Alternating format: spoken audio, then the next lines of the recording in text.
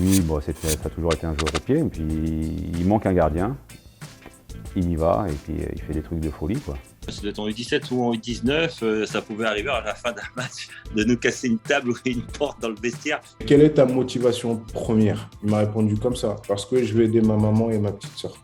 À partir de là, j'ai dit, ok mon grand, si c'est ça ton objectif, si c'est ça ton moteur, on va tout faire pour que cet objectif-là, tu l'atteignes.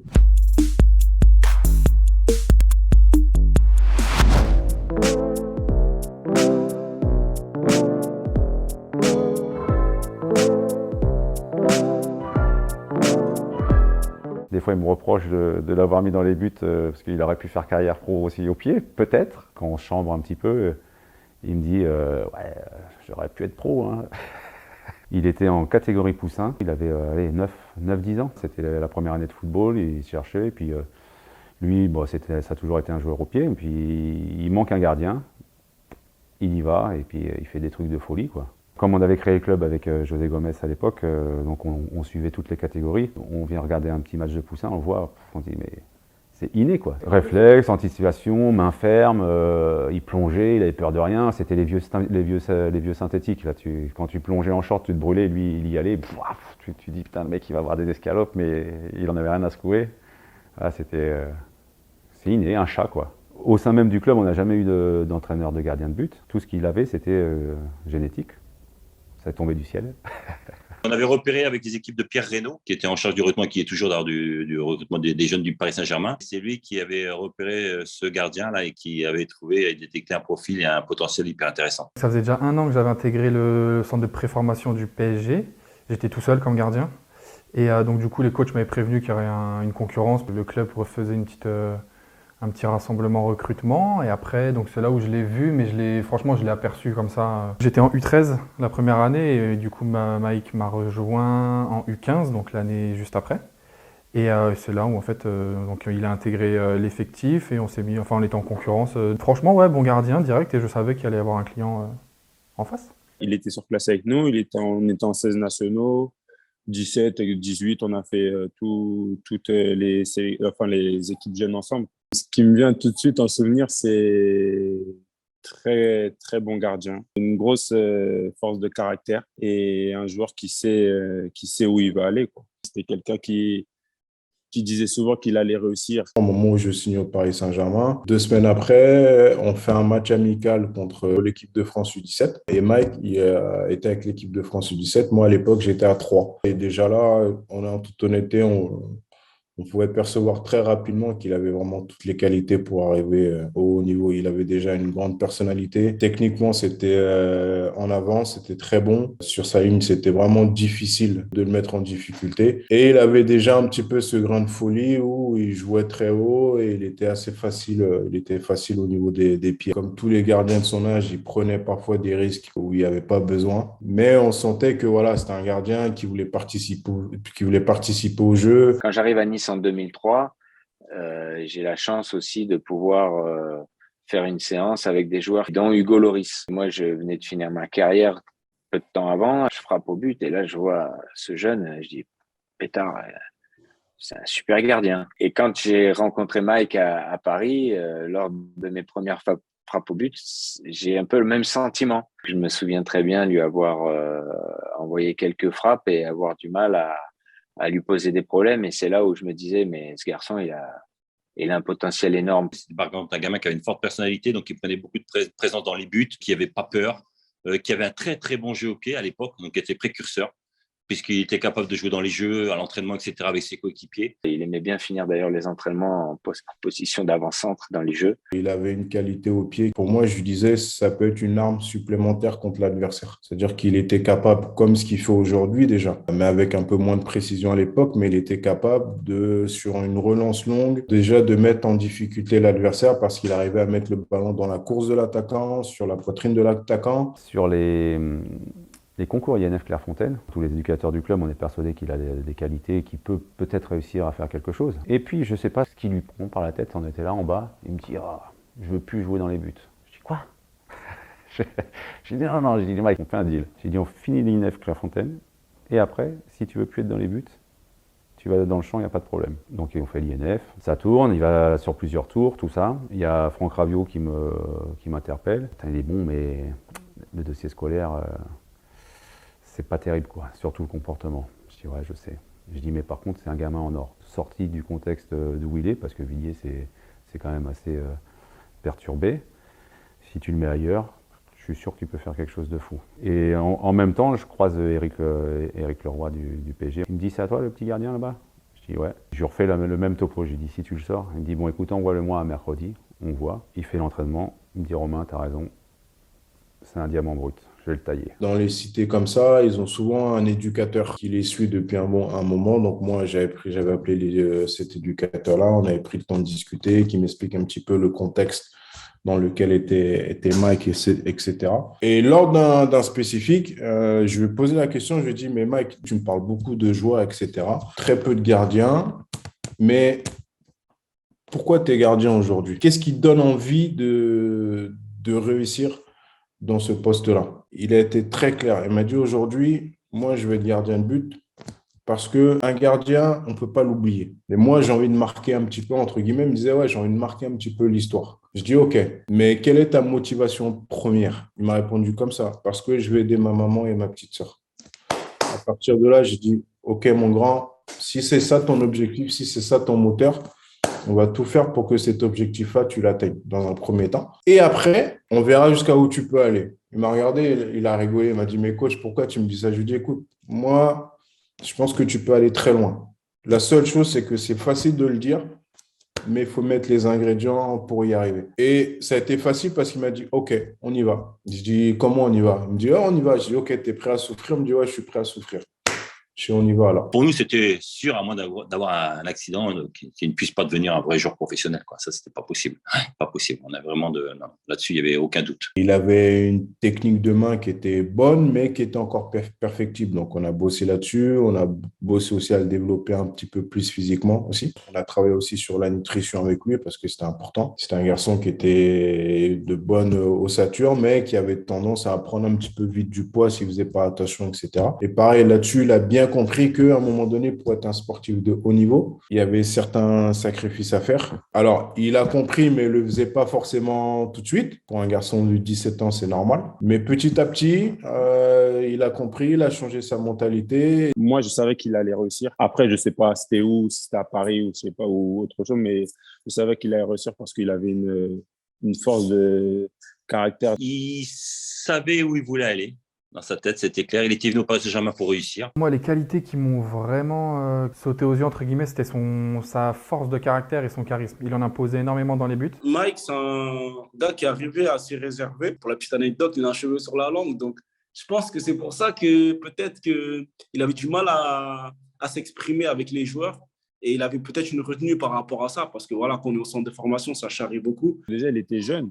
Mais au fur et à mesure, il commençait à prendre un peu plus de confiance, à prendre un peu plus d'ampleur avec nous. Mais c'est vrai qu'au début, il avait un peu de mal à s'exprimer avec nous. On avait un entraîneur qui s'appelait David Bechkora. C'était en 18 ans nationaux, première ou deuxième année, je ne sais plus. Et je m'en souviens d'un jour que David Bechkora a dit à Mike, voilà, il faudrait que tu prennes la parole un peu plus, que tu t'affirmes, parce que voilà, les gardiens, on sait très bien, ils crient souvent, ils prennent la parole. Et Mike, ce n'était pas quelqu'un comme ça au tout début. Et je me souviens que ça avait fait un déclic, parce que David Bechkora, c'était un entraîneur qui envoyait quand même chez les jeunes. Et depuis ce jour-là, il avait commencé à plus gueuler. Et puis, même au moment, on en avait marre. Des fois, on lui disait, arrête, Mike, c'est trop ce que tu fais. Parce qu'il nous engueulait tout le temps sur le terrain. David Bechkora, c'était un coach qui avait beaucoup de présence et dont on craignait un petit peu tous. Et Mike n'avait pas peur de s'embrouiller avec lui. Ça faisait des étincelles entre eux. J'avais l'impression que c'était vraiment deux adultes qui discutaient fermement, quoi. C'était un garçon qui était respecté. C'était un garçon qui était écouté. C'était un garçon qui disait des choses justes. La seule chose, c'était que parfois, ce n'était pas fait au bon moment. Parce que c'était un garçon de 17 ans qui manquait encore de maturité. C'est un gardien qui ne se laissait pas faire. Il aimait bien titiller les gens. Il a un très gros caractère. Il n'aimait pas perdre. Ça, c'était un très mauvais perdant. Moi, sur le terrain, il engueulait les joueurs, ou il pouvait avoir des mouvements d'humeur, même quand des fois avec moi, il ronchonnait, machin. Il avait toujours quelque chose à dire, quoi. C'était Mike. Moi, j'ai eu à 15-16 ans, quand il prenait des buts où c'était des erreurs, etc. à la mi-temps, il était capable de dire à ses défenseurs, voilà, pourquoi tu as fait telle erreur, attention. Je me rappelle, c'était sur un match U19 au Camp des Loges. Je ne me rappelle plus contre qui c'était, mais sur la première mi-temps, on avait beaucoup souffert. Et justement, Mike, il a dû faire 2, 3, 4 arrêts importants et notamment sortir aussi beaucoup de sa surface, etc. Et on rentre au vestiaire et là, il pète un plomb. Bon, c'est entre guillemets, il pète un plomb, il n'est pas content, il reprend ses défenseurs, etc. Et il dit à un moment donné, si vous ne voulez pas faire votre travail, moi je peux le faire, hein. Je suis un défenseur, je deviens numéro 10, je fais comme vous voulez, moi j'arrête d'être gardien. Alors les partenaires, ils ne comprennent pas trop, parce que bon, ça touche un petit peu. Quand tu as un gardien qui te dit, si tu veux, moi je peux faire ton travail parce que tu ne le fais pas, tu es touché de l'intérieur. Donc, de le dire oui, mais pas de cette manière-là. C'est en U17 ou en U19, ça pouvait arriver à la fin d'un match de nous casser une table ou une porte dans le vestiaire, énervé parce qu'il avait perdu sur un match qu'on aurait dû gagner, etc. Il avait des coups de 200. Il faisait deux matchs avec un gardien qui s'appelle Lionel Mpassi. Mike, il n'était pas d'accord sur ça. Et il faisait savoir, en gros, qu'il disait aux entraîneurs qu'il voulait jouer tous les matchs. Mais ce n'était pas possible parce que déjà, il était surclassé avec nous. Certains disaient déjà, il est surclassé et il n'est pas content de jouer quelques matchs et faire turnover avec Mpassi. Je me rappelle d'une discussion où du coup, David Bechkoura lui parle de statistiques et qu'il prenait plus de buts que moi sur ces temps de match. Et ce jour-là, Mike lui avait répondu s'il prend moins de buts que moi, t'as qu'à le mettre, je m'en fous. Il était déjà très compétitif à cette période-là. Il y a des joueurs pour lesquels c'est difficile de s'imaginer là où ils vont aller. Mike, Adrien, Kingsley, Moussa Dembélé, qui était mon attaquant aussi. C'était vraiment des joueurs qui étaient au-dessus du lot et qui étaient déjà, peut-être un peu moins Adrien, mais pour Kingsley et Mike, qui étaient déjà au niveau athlétique, ils avaient déjà fait une bonne partie de leur croissance. Et quand on est entraîneur, formateur en U17 ou en U19, qu'on a un joueur qui est international avec l'équipe de France de sa catégorie d'âge chaque année et qui fait des gros matchs, automatiquement, on se projette et on se dit que oui, ça peut être une possibilité pour lui d'être un joueur international. Je crois qu'une année après, il a fait en CFA et après, c'était les pros, quoi. Voilà, il n'y a pas eu beaucoup d'espace entre la première fois où David Bechkoura lui a dit ça et la première fois où il est parti chez les pros. On joue contre une équipe, je ne vais pas la citer parce que je l'ai encore à travers la gorge. Et puis il paraît qu'il y a une bagarre sur le parking. J'ai bien, il paraît. Pour moi, il n'y a pas eu de bagarre. Ils sont 3 joueurs qui auraient dû prendre 1 an de suspension. Il y avait Mike, il y avait Greg John et il y avait Kevin Lekpa qui joue aussi en National 3. Je dis putain, comment je vais faire? Et en fin de compte, je leur ai fait faire un tige ici au stade.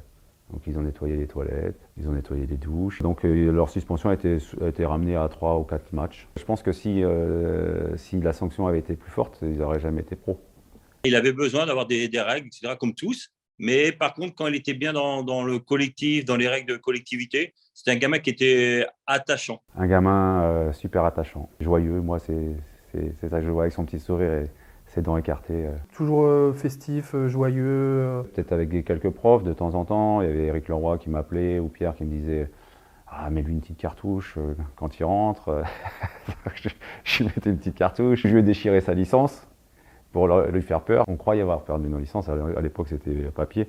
On avait demandé duplicat à la Ligue. Je ne sais plus, je pense qu'il avait dû manquer de respect peut-être à un gardien du stade ou une connerie comme ça, mais léger, hein. J'étais très très dur, j'étais vraiment exigeant. Et puis, je sais pas, ce jour-là, j'avais vraiment envie de les sécher. Je dis, tiens, ta licence, je peux faire le con, clac, je te la déchire.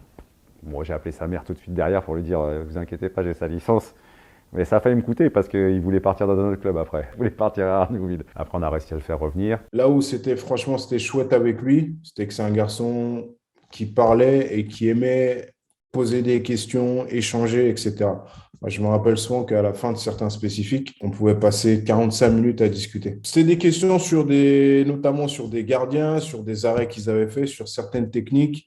Pourquoi il l'utilisait à tel moment? Est-ce que moi, je peux l'utiliser est-ce que ça correspondait à ses caractéristiques de gardien de but? Il n'avait pas de gardien, ah oui, ce gardien-là, je l'aime. Comme quand t'es gamin, t'es gardien de but, t'as toujours une référence. Lui, il en avait pas forcément. Son club préféré de tous les temps, c'est Liverpool. À cette époque-là, il me parlait toujours de Steven Gerrard. Il me disait, coach, vous avez vu Steven Gerrard, comment il joue au pied, les passes, comment c'est précis, sur son jeu long, etc. Et en fait, il s'inspirait un petit peu de ce joueur-là. Sa personnalité, parce que c'était une personnalité sur le terrain déjà. Sa manière de jouer, c'est les passes qu'il pouvait faire, etc.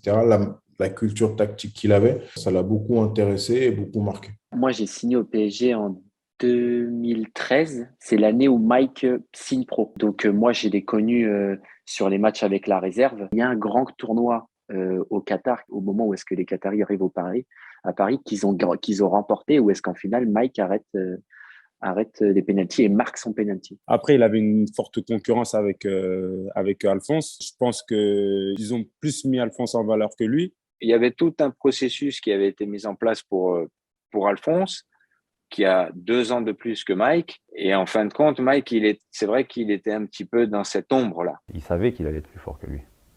Il est plus fort que lui aujourd'hui. Pour moi, en tout cas. Et pour, je pense, beaucoup d'observateurs. Mais il le savait déjà. Les formateurs, je ne sais pas. Mais en tout cas, lui et moi, on le savait. Je pense que la concurrence avec Alphonse, ça lui a beaucoup appris. Ça lui a beaucoup fait prendre en assurance, en maturité aussi. Il avait un objectif. Et il a bien compris que pour lui, jouer au Paris Saint-Germain, c'était pas pour lui aujourd'hui. Quand il était plus jeune, c'était un fou. Je pense qu'au bout d'un moment, il en a eu aussi un peu marre. Parce que moi, j'ai connu, je sais pas, ça devait être sa 3e saison qu'il faisait avec l'équipe réserve en CFA. Je pense qu'il se sentait un peu stagné. Ça ne lui convenait pas, quoi. Donc voilà, fou, parce que je pense frustré d'être ici, frustré de ne pas avoir sa chance. Une fois, avec la réserve, le terrain il était un peu sec. Il a plongé et il s'est brûlé. Et il y a eu but. Et on rentre à la mi-temps, déjanté, il a pris la chaise qui était devant lui, il l'a balancée à l'autre bout du vestiaire. Voilà, ça c'est du match. Et donc ensuite, il signe à Lille, c'est Hervé Renard, l'entraîneur.